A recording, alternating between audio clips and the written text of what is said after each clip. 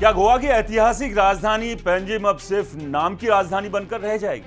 क्या पोरवरिम में बन रहे फ्लाईओवर और ऊंची ऊंची इमारतों ने पैंजिम की धड़कनें तेज कर दी?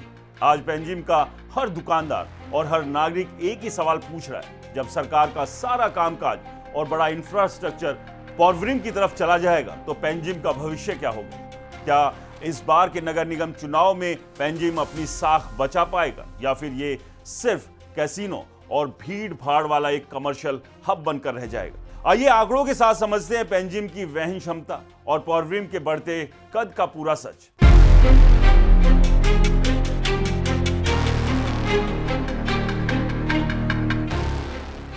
नमस्कार, मैं हूं राज के वर्मा और आप देख रहे हैं राष्ट्रीय टीवी पर एक विशेष सीरीज पैंजिम का दंगल।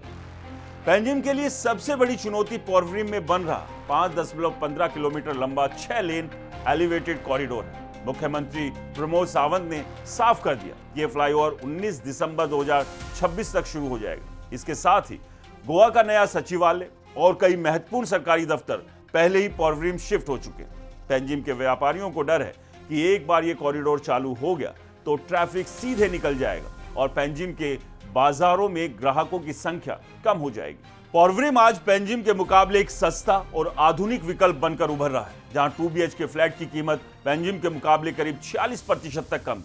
अब बात करते हैं पैंजिम की वहन क्षमता यानी कैरिंग कैपेसिटी की। दोस्तों, जानकारों और पर्यावरणविदों का कहना है कि पैंजिम अब अपनी क्षमता से ज्यादा बोझ सह रहा है। 2011 की जनगणना के अनुसार पैंजिम की जनसंख्या घनत्व यानी डेंसिटी करीब 4800 व्यक्ति प्रति वर्ग किलोमीटर थी, लेकिन 2026 तक पैंजिम महानगरीय क्षेत्र की अनुमानित जनसंख्या बढ़कर 1.69 लाख होने की उम्मीद है। पैंजिम की पुरानी सड़कें, कमजोर ड्रेनेज सिस्टम और पार्किंग की भारी कमी अब इसे बढ़ते बोझ को उठाने के लायक नहीं बची। सेवानिवृत्त जस्टिस फर्दिनो रेबेलो जैसे एक्टिविस्ट पहले ही मांग कर चुके हैं कि पैंजिम जैसे शहर में कोई भी नया मेगा प्रोजेक्ट शुरू करने से पहले उसकी वहन क्षमता का वैज्ञानिक अध्ययन होना चाहिए।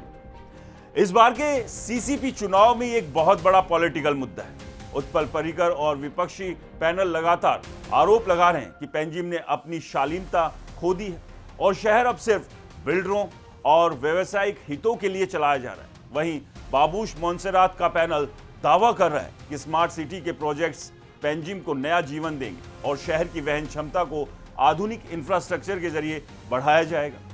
मतदाता इस बार उम्मीदवारों से पूछ रहे हैं कि अगर राजधानी पोरवरिम शिफ्ट हो गई तो पैंजिम में व्यापार और रोजगार कैसे बचेगा?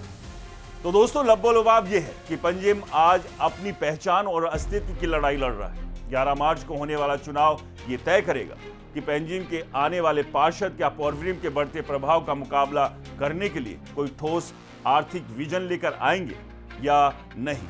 क्या पैंजिम वाकई एक स्मार्ट और रहने योग्य राजधानी बना रहेगा या फिर ट्रैफिक और भीड़ भाड़ के बोझ तले दब जाएगा?